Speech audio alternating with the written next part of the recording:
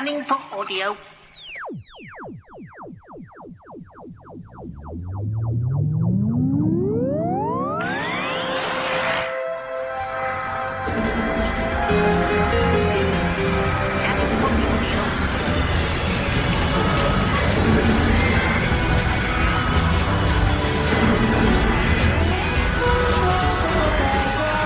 Radio Garrow.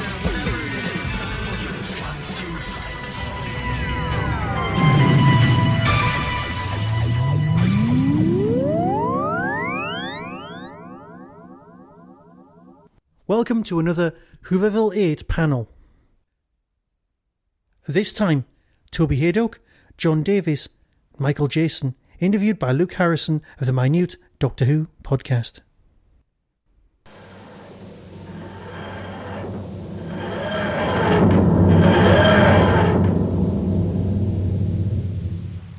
Hello, anyway, nice to meet you, Rob. Right, so this is the beginning of the podcast track. We're going to be here for the next 3 hours. This is the first of 5 panels.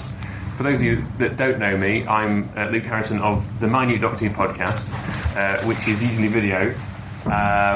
Unfortunately, as I was driving up last night with my kit, the rear passenger window of my car exploded. Still don't know why that happened. Anyway, so I had to come up on the train. So I haven't brought my video kit. Thankfully, Tim's filming, and we're also being filmed by the Hoovers. And then from the various microphones you can see, various podcasters are recording. So this will appear on numerous feeds over the coming weeks. So this is the first panel. We have Michael Jayston, who I'm sure all of you know played the Valeyard back in 1986, and has since played him on Big Finish. I'm sure we'll hear about that. Toby Hadoke, comedian extraordinaire and Doctor Who extras expert, and John Davies, who I understand you've recently taken over as editor of Celestial Toy Room. That's right. And you've written various Big Finish short clips and three for Big Finish and a few bits here and there, yeah. Okay, fantastic. So it falls to me, as ever with the podcast room, to kind of try and make something out of a rather eclectic panel. I think last time there was one. It was, what do all these 3 people have in common? And the only thing they had in common was that they'd been on Doctor Who under John Nathan Turner. Right. This seems an even more disparate panel. Maybe by the end we'll figure out what links everybody. But let's begin with you, Michael. Is this your first time at WHOOVERVILLE? I believe. No, second. Second time. Yeah. So what's brought you back? I did a one-off as me. Yeah. In I forget where it was now. It was in a pub somewhere. Right. Being interviewed by Steve, wherever he is. Yes. He's around somewhere. Steve Hardy. Yeah. And so you're back. This is your first convention then here at Derby.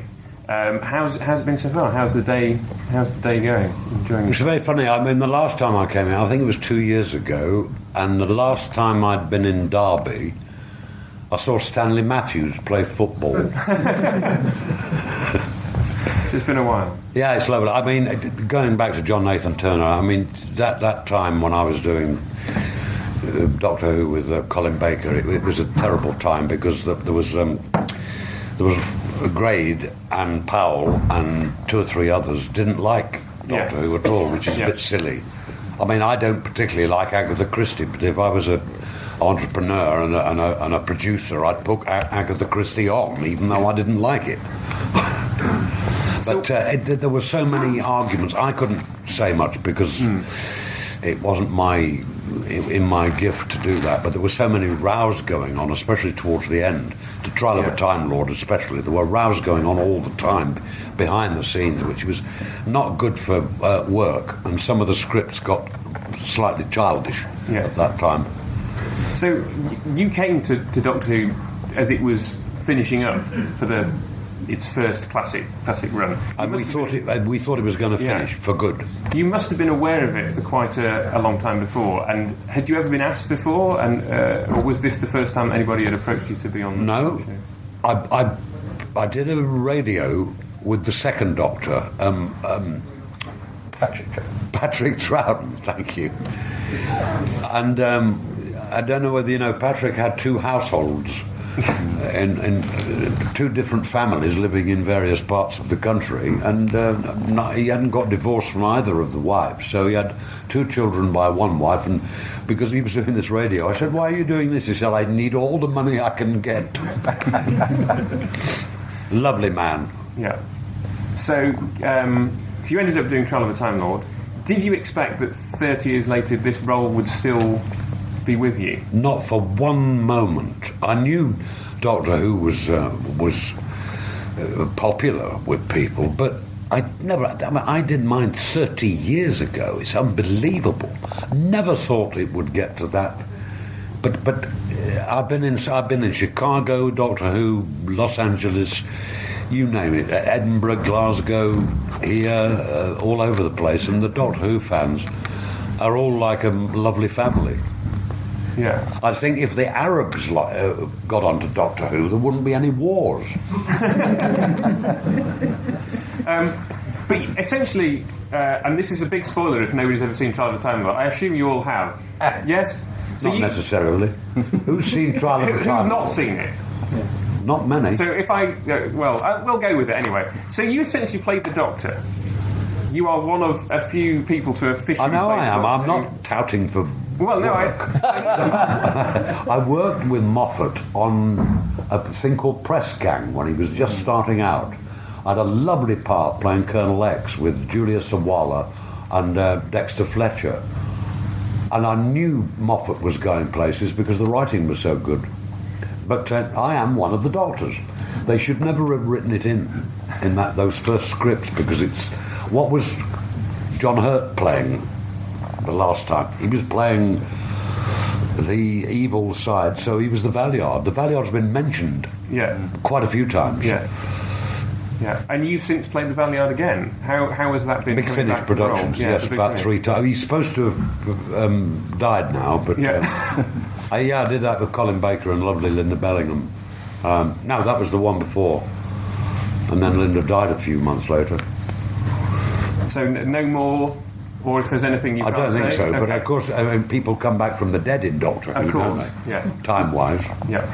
So you would love to carry on playing the role if the opportunity... Oh, yeah. It was lovely to do it again with Bonnie Langford. Yeah. One of them with Bonnie Langford. And I think... Didn't David Warner do it? He did a few as well. He did one. And Derek Jacobi. Yeah. Yeah. Yeah. And they're lovely scripts. Yeah. Good stuff. So if another script comes along, we'll be hearing you again. Oh, yeah. Great. Good stuff. Let me move on to Toby. We've already heard Toby in here this morning. I'll try not to repeat about myself. his stand-up career. I mean, for me, I guess my introduction to you was probably Moths Set My Doctor Who's Car. Yeah. And that thing keeps following you around, I guess, particularly at things like this. Yeah, well, it's done me an awful lot of favours. I was a jobbing comic, earning a living perfectly happily, and I did a Doctor Who show. I did a show, my first Edinburgh show, and my friend said, do a show about what you know, and so I did a show about Doctor Who. I think it was the year after it had just come back, so Doctor Who was hot property, and it was about to get hotter because David Tennant had just taken over, boom, boom, boom. And timing is everything. And then suddenly... And I'd never been a Doctor Who fan who'd hung around with Doctor Who fans particularly. It was very much a solo pleasure. And and this whole... and in the show, you know, I displayed that I have this memory for actors' names and things like that. And so this whole world opened up where they got me on DVDs. And because I'm an actor as well, I've done Big Finishes as well. Quite a few now. And I now find myself in the unenviable position. It's terrible, because I do the DVD commentaries where I sort of have to sit with people who are watching something they made 50 years ago. You know, go, would you remember this? And they go, not really. And then now people ask me about, they say, when you were doing that Big Finish, and you go, I can't remember that. You go, God, that was 9 months ago. And I've got the audacity to be asking somebody what they were doing in 1966. So, but people do remember. You have been able to kind of draw memories out of people on the commentaries, I guess. Yeah. Well, the visual stimulation helps. Yeah. But you know, actors are good at telling stories, so even if they don't remember, they'll say something interesting. I suppose doing a commentary on a Big Finish audio to kind of jog a memory wouldn't quite work. Because you'd be having to listen. Here's the audio. Yeah. Here's this. It's almost my pet hate on a commentary where people go, shh, we need to listen to this bit. You go, no, you don't. They've already seen it. Yes. Anybody that's watching the commentary having not seen the episodes already deserves what they get. Yeah. It's the same with spoilers. If you haven't seen Trial of a Time, I got into trouble. I got told that I wrote Gareth Thomas's obituary for The Guardian. Did you? In which I mentioned what happens in the last episode of Blake 7. And I got a message on Facebook going, well, I haven't seen the last episode of Blake 7. You've ruined that for me. It's like, how long do I have to wait? It was on in 1981. When are you going to get round to watching it? 30 years. I mean, and in terms of like the DVD range, and you talked a little bit about this earlier, in terms of when it started, it was a new medium. Yeah. And yet DVD is almost now dead. Yeah. And the Doctor Who has spanned the whole of that kind of life of the DVD medium. And you've been involved with that for quite a while. How have you kind of seen it change, and where do you see the future of it now that we're kind of perhaps moving away from physical? I mean, I'm always the last with any piece of technology. In fact, we've just had work done on the house, and we've decided we've got to throw lots of stuff away so it's not all cluttered up. And I said, does that mean I have to throw some DVDs away? She's like, but it's all on Netflix. You go, it's not the same. No. I'm certainly not throwing any Doctor Who ones away, but Juliet Bravo might have to go. I think Doctor Who benefited, the Doctor Who DVD range benefited from the fact that Doctor Who fans get everywhere, and the amount of stuff that went on those discs outweighed what was spent on them, just because it's Doctor Who, and so everybody does it for love, not money, sort of thing. No. So we've got a sort of definitive history of Doctor Who on disc, really, and some of those documentaries, the Origins one about the beginning of the show that Richard Molesworth did, their broadcast quality better than what you get on telly. On telly, you'd get Shappy Corsandi saying what she remembered about Time Flight, which she's never seen, if they were doing a documentary about Doctor Who, whereas they were really good contributors and really good levels of research. So Doctor Who on DVD, I think we'll look back and go, how lucky we were. And we made sure when we were doing the commentaries, when I came on board, to try and not just get the first two people on the cast list, but to actually try and, across the commentaries and the documentaries, try and get as many people involved as possible. And then if we didn't get them, I've done them for my podcast. Of course. So we try to do everybody. Yeah, and I mean, talking of kind of people doing it for love and money, I'm on the Android Invasion DVD. Because at the time I was living in Oxford, I saw a tweet from Ed Stradling saying, we're filming Android Invasion stuff, and I'm like, well, I've been in Oxford for a while, I know where that village is, I've been several times, I've eaten in the pub, let's just drive down and ambush them in the pub. Oh, brilliant. So I turn up, and there's Nick Briggs, the camera guy, and Ed Stradling eating lunch, and I'm like, anything I can do? And they're like, well, we're going to film at the other place, it's kind of quite security conscious, we can't bring anybody else, we've done the paperwork. Come back later, we're interviewing people who still live in the village, all these years later, come back and watch. And so I come back, and then they're like, do you want to hold the boom? So basically I stood there for half an hour in a pub holding a boom mic over these people's heads whilst they reminisced about their time in the village, and I get a little thanks credit on the DVD. But that's the kind of, like you say, the wealth of love for the show. And people, you were saying earlier in your panel, you're cheap. People do this for a lot less money than they perhaps should do. Well, I've prospered because I do a podcast that I've spoken to Michael about, but we tried to hook up in Brighton, but you were busy. Where I interview people that have been in Doctor Who about more than Doctor Who, about their whole careers. But these people get an email or a letter from somebody they've never met, doubtless never heard of, who hasn't got any money, who says, will you meet a stranger, he'll buy you lunch and talk to you about your career. And I've interviewed about 250 people. And that is entirely fuel. And people say, gosh, has anyone been difficult? You go, nobody who's difficult agrees to meet a total stranger for free and give them content. Do you know what I mean? So I've had a delightful time doing it, but it's entirely fueled by people doing it because for no other reason. But then because they find it quite interesting, But and in and of itself, it's just a fascinating archive of people's lives and stories beyond.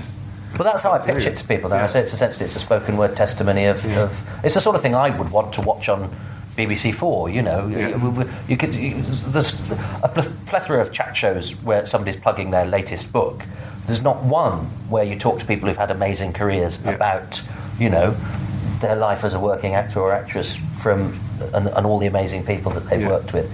So essentially, I've made something that is what I would like to watch, but nobody else has bothered to make. Yeah. But unfortunately, I don't have any money, so I do it. It's for lunch. Yeah. Now I remember I'm some way behind, but I've listened to a lot of them, and there were various points where you talked about this interview went wider than just Doctor Who. Is there kind of more material out there that will be released from some of those interviews, or is most of it now out there? I tried to keep this. Jason wants me to do a book, right? Where maybe I talk about the other stuff.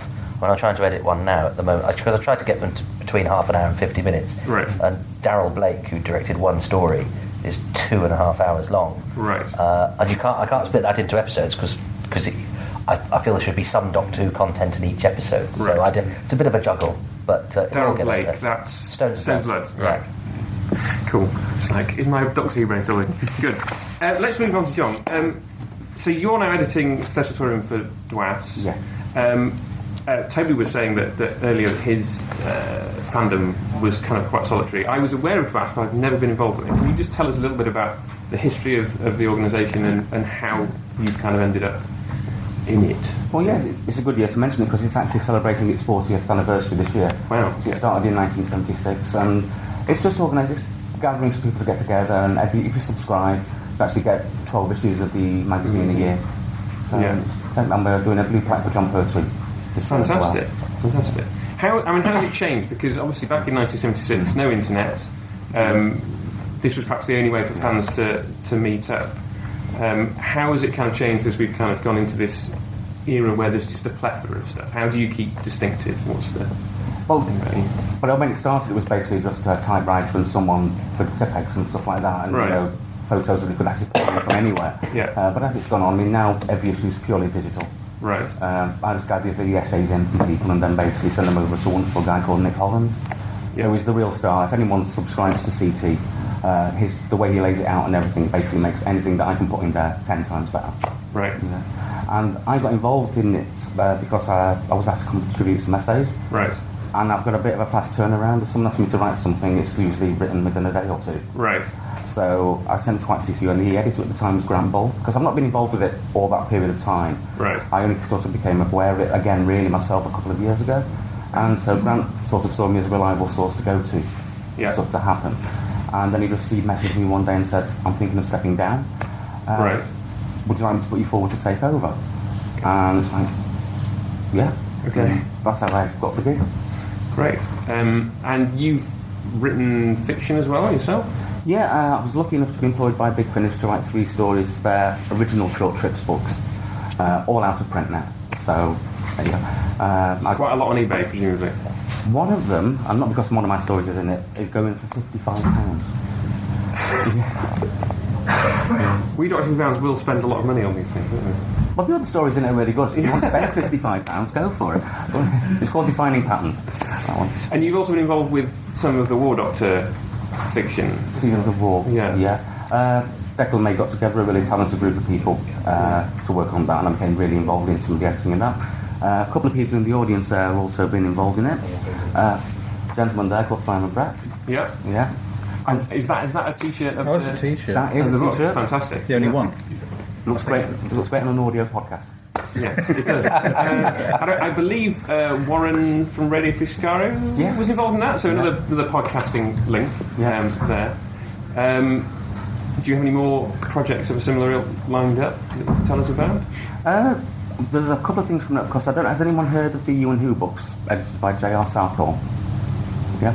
There's one I'm putting together at the moment called You and Who's Company, and it's all to do with a person in your life that becomes to mean so much to you, not just like a lover, it could be a friend or anything, or if you're a fan of Miranda, it could be a vegetable person you created. But you came together because of your love of Doctor Who. Yeah. And it's that bond between that person and the show. That's what's coming out. Fantastic. There's a book called Hating to Love, which could be very interesting. Yeah. Once again, J.R. Southall's got together some writers to look at 52 of the worst Doctor Who stories ever done, and try and appraise if they were, or if they were like a victim of circumstance. That sounds fascinating. Yeah. Viewers of my podcast will know that I went into bat for Time in the Rani last year. Yeah. Did a whole podcast about how it's not. Toby's giving me a bit of a look. I You're a better man than I. unashamedly like Time in the Rani. I admire its ambition and I know that there's lots wrong with it, but I just love watching it. I can't say the same for Twin Dilemma. Is Twin Dilemma in there? Yes, it is. Right, well, I mean, it's interesting, isn't it? Twin Dilemma often comes kind of towards the bottom of polls, isn't it? Well, one of the ones I've written about might surprise a few people, and it surprised me when I thought of the idea, because it's one of my favourite episodes since the series came back. But JR sort of threw a line at me, and it made me completely reevaluate the story. So one of the ones I'm actually talking about is Turn Left. Turn Left gets in the bottom 52. But there's a reason why it's in there. Right. Okay. Because Yeah. Tell me if I'm wrong, but I think most people think Turn Left is a really good story, right? Hands up for it's. Yeah, I mean, yes. Yeah. This is interesting. I'll be interested to kind of see. Two hands are up for that exactly. One. Because it's one of my favourite episodes since it came back, but there is just something within it which throws it off kilter. Right. If you think, I was blissfully unaware of this until JR sent me a message saying, "Yeah, but what if you think about it this way?" I mean, Simon, you know JR. Yeah, the way he'll just throw something at you and it's like, right. Never thought of that.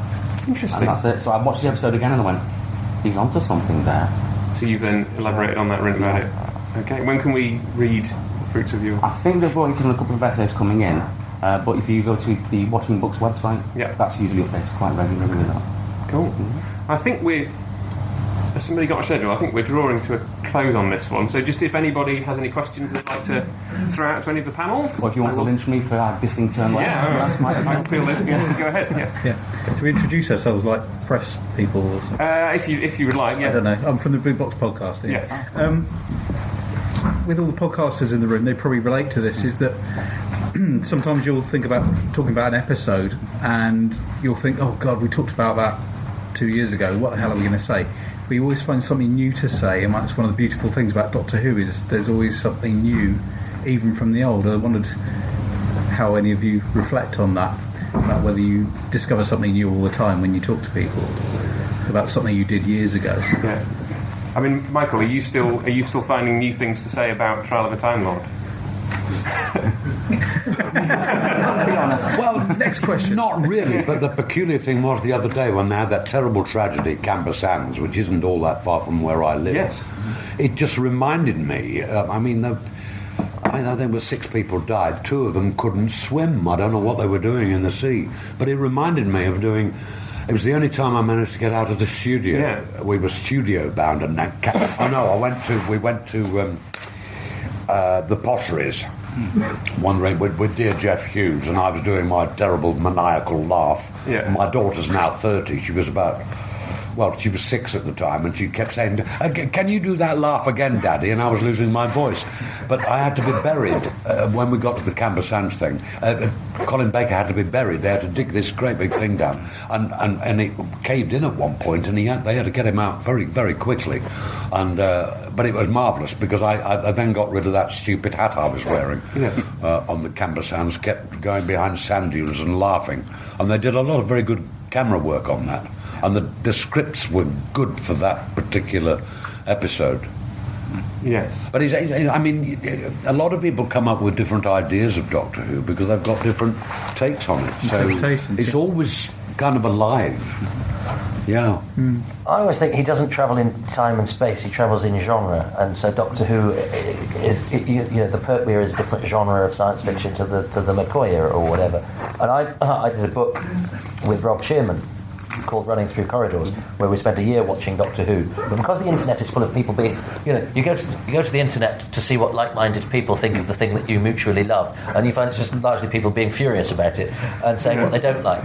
So we decided to write this book where we watched every episode and tried to find the positive in it. And going in with that mindset, it meant, the whole premise of the thing was to reassess certain things. But actually you find because you geared yourself up to go, right, I want to see what's good in this, stuff that I'd previously not enjoyed, I liked. But also I think you change as you age, and you might nip back to...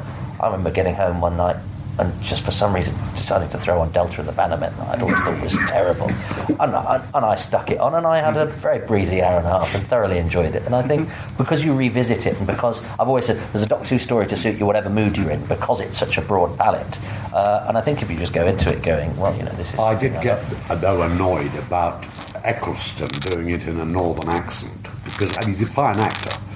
And he said, I don't want to be posh like Tom Baker. So I said Tom Baker a thing, posh, Liverpudlian. I mean, Tom's got and then Capaldi, who's another very, very fine actor, saying he was Scottish. I thought, no, Doctor Who is not. He's not Scottish or whatever it is. He's universal. It did annoy me when he said he was Scottish, because Moffat's Scottish. However... Funny you should mention Delta the Bannerman. It's like the one show. This is a segue from that into what I was going to say. I'm actually doing a bit of a special thing this December for Celestial Toy Room. It's going to be an annual. It's actually an annual based entirely about the Sylvester McCoy era. And I force people to face their own perspective and perceptions on the stories.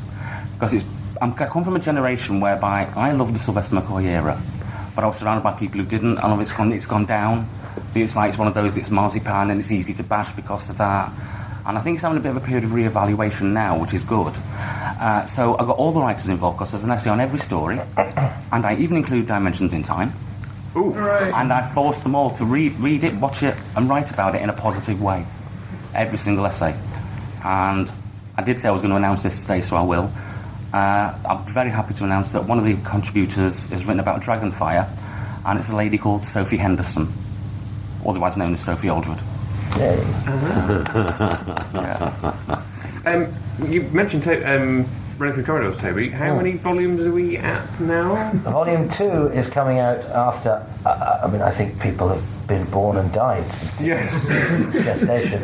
Volume 2... It's all written, you see. We did it over the course of a year. Yeah. But didn't edit it or copy-proof it or cut out my terrible puns. And then Rob got ridiculously busy, so... But we've just put the finishing touches to Volume 2, which is out in November, and then hopefully the finishing touches to Volume 3 won't take the 6 years that the finishing touches to Volume 2 took. Right. So it's one per decade, is it? Yes. Well, because we're not sure how...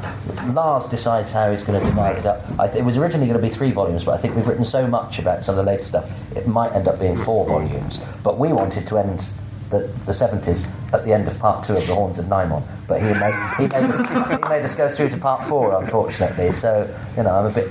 You wanted to kind of have the actual, absolutely. It's the 70s. Yes. Half the story, and then come back by the next book. By the next book for the rest. Later. Yeah, of course. Fantastic.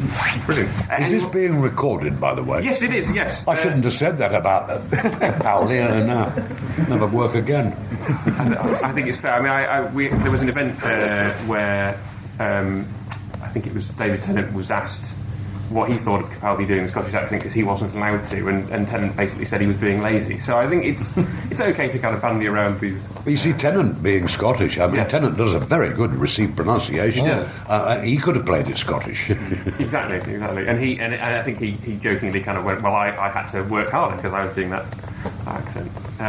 Any final questions before we just wrap up? Tim? I'll thank Toby while he's here for Running Through Corridors, which I've scandalously forgotten to bring with me, having it 50% signed earlier in the year. I thought, I could get Toby to sign it today, and I forgot to bring it with me, but it's entertained me on many a long train journey. Oh, good. And were there any particular stories, because this running theme throughout this, it's a wonderfully conversational book. Yeah. And there's this running theme, we must be positive, we must be positive. Was there any kind of against the wall moments where it was, how can I be positive about this? Rob gives up on episode 5 of The Time Monster. He just goes, I like Joe's hair, over to you. Wow. You guys are hammering my rewatch.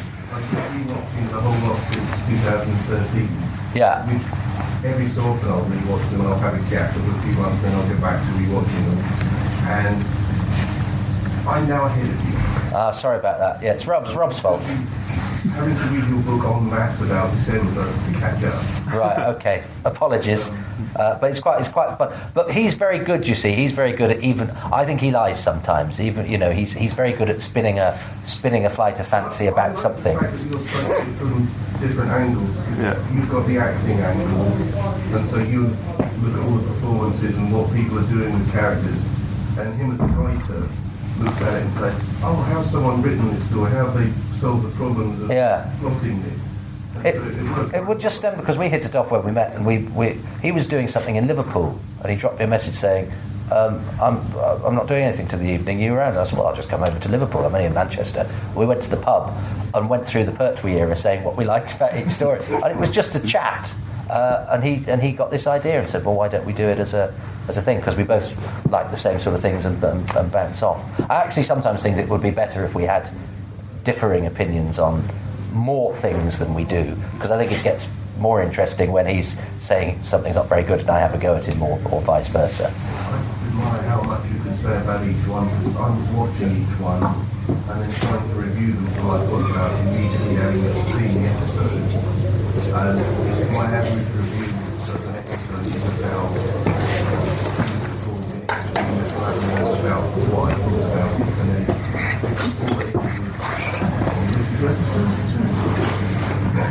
Well, we talk rubbish for a living. It's quite easy to.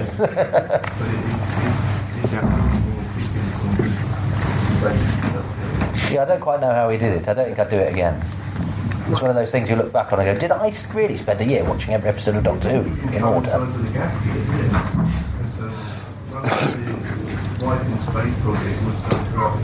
Yeah. That's great. Great. Fantastic. Well, I think I've spotted some of the people for the next panel, so let's just wrap that up with let's thank Michael, Toby and John for their time.